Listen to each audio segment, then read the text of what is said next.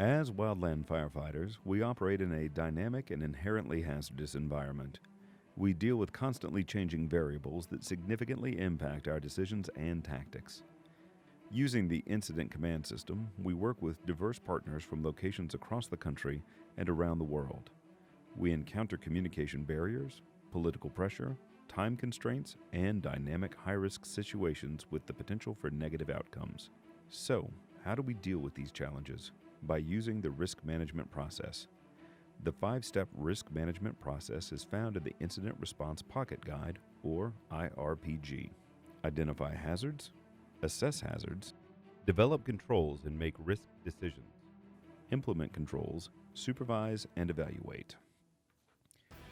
Regardless of our level of experience or positions we hold, the risk management process is relevant to all of us. Whether this is your first exposure as a brand new firefighter or you are a supervisor with years of experience, we all manage risk. There are others who face equally daunting risk management challenges. One such group is the Columbia River Bar pilots. The Columbia River Bar is considered one of the most dangerous stretches of water in the world. Bar pilots are expert sailors who are intimately familiar with the waters found where rivers meet the ocean. The pilots board ocean-going ships and assume navigational control when they transit across the bar. Just getting on board a 1,000-ton vessel in a winter storm can be a significant exercise in managing risk. Other challenges faced by the pilots include unpredictable weather, fatigue, communications issues, as well as political and economic pressures. The consequences of failure can be catastrophic. Through it all, the Columbia River Bar pilots have maintained an impressive safety record. Let's take a closer look at what they have to say about managing risk. We do recognize that there is risk in everything we do. And the Columbia River Bar in particular has been designated as the roughest harbor entrance in the world. There are some others very close. That being said, a big part of our job is managing that risk. And experience then tells us when is it too risky to do it and when isn't it too risky. You really have to manage the risk for what your abilities are. You have to be hyper-focused on what you're doing when we're doing our job, but at the same time, see it and be aware of everything around you. Your situational awareness has to be high all the time, and it's easy to get distracted by a small thing that can take your mind off the big picture, and that's something we have to be careful about a lot. I see my job to give pilots the best information that they can get in order to mitigate any risk for a particular ship they may be handling or an evolution that they may be involved in.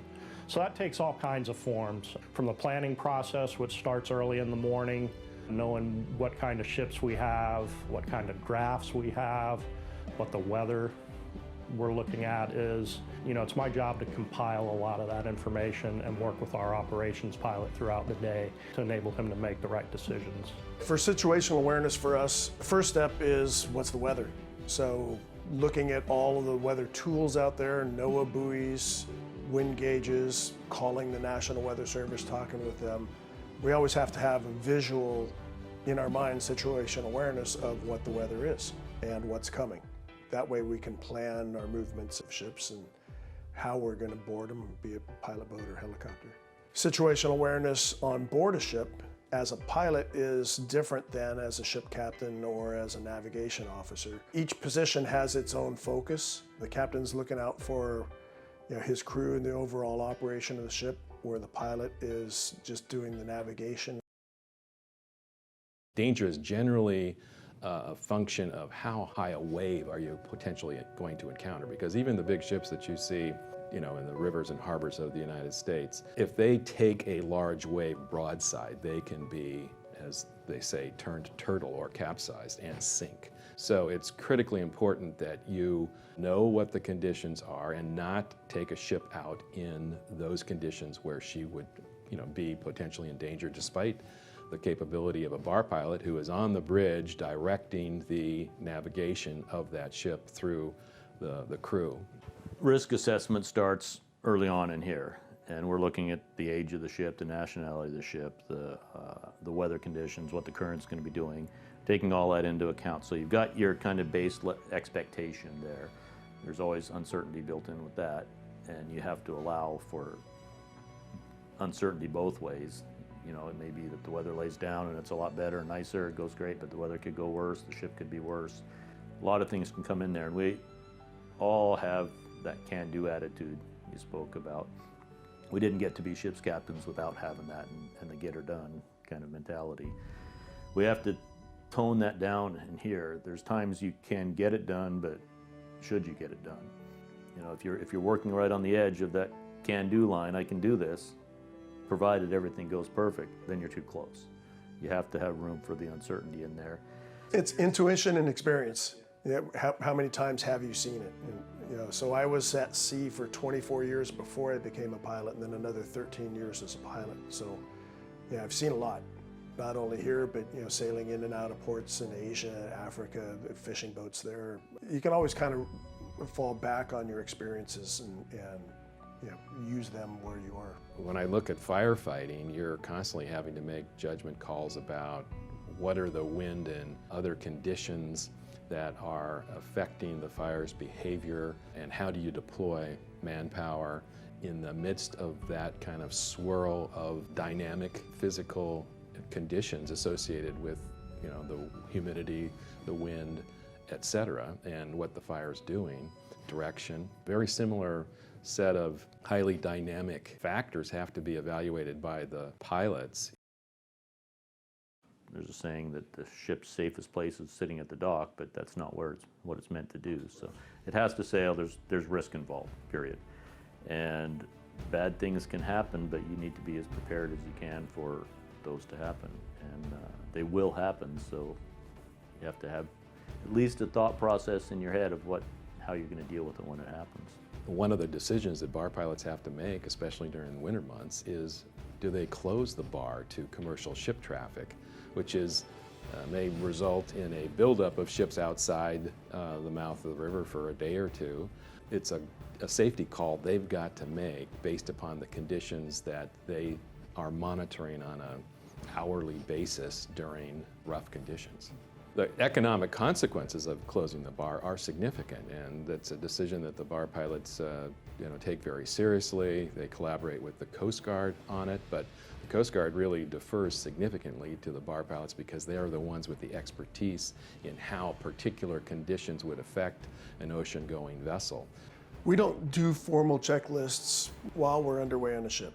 There is one that we do right when we start, either inbound or outbound. It's called a Master Pilot Exchange. And they'll have a pilot card that lists the details of that ship. And through that Master Pilot Exchange, the master being the ship's captain, he and I will talk, or he or she, I should say, will talk about the ship, any characteristics, anything that might be unusual. Maybe one radar isn't working. We go through that process. So there's our checklist before we start the transit. Once we get going, though, there's no checklist there. Could be a continual conversation. Let him know what I'm planning on doing, and if he has any concerns, he can ask me. You know, when the ship's moving, it's important to be looking out the window and seeing what's in front of you. So if you get lost in checklists, then you quit looking out the window. The risk of actually ending up in the water, that's where our safety equipment comes in, and training with the boat crews, helicopter crews, working with the Coast Guard to recover a man overboard. So we have a lot of personal safety equipment, our float coats, position indicating beacons, strobe lights, waterproof radios, and then a lot of equipment on the boats as well to help find us and recover us if we end up in the water. Operational controls, hopefully the ship's crew and myself have been through very similar trainings. Yeah, there's different qualities of them, but there's a standard in the industry of how ships are supposed to be operated. And if it's not following that standard, you know, then you need to figure out why and try and correct it. Every ship we go on, it's different. It's a different ship, different equipment, different nationality. They do speak English, but some better than others. I can't complain because I don't speak their language any better than they speak mine, probably worse than they speak mine. So there's challenges there. We have online dispatching, and it's live. Any changes, if a ship's estimated time of arrival changes, boom, just goes right in the system. So these guys can look on their phones, their computers, their tablets, and know what's going on. Our organization, we have 16 pilots right now. We're all equal owners of the business. We all do exactly the same job, and we all rotate through that operation pilot position. So as I'm making decisions for other people, whether the ship should sail or not, tomorrow they might be making it for me. And when it's really rough weather, that one operations pilot who's making the decision isn't sitting in his room by himself. There's 2 or 3 other pilots and they're discussing it together. And you really have to err on the conservative side. You know, when we're talking about a 700-foot ship with whatever hazardous stuff they have on board, you know, there is no option of not making the right decision. You can't lose a ship, you can't hit the bottom with it and run aground. So quite often we'll make a more conservative decision, which then makes your partners more comfortable that you're making the right decision for them.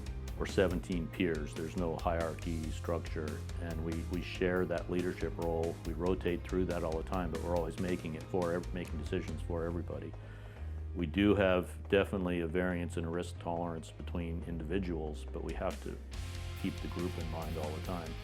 And you'll find, I think, that in general, our senior pilots that have seen more incidents, had more experience here on the job, are going to have a lower risk tolerance, understanding the implications of pushing it too far because they've been there and seen it.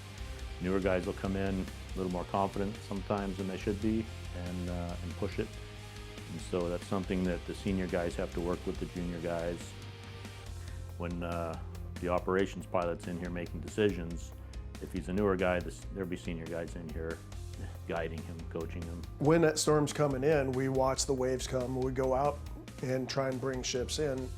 At some point it becomes too dangerous to move the ships, so we stop moving any ships. It's an easy decision to make, or relatively easy to make, because you know, there's a fear factor involved too. If, you know, maybe I took the boat out and I couldn't get on the ship and it wasn't a safe thing. So we just stop traffic then. So stopping traffic is a safety decision.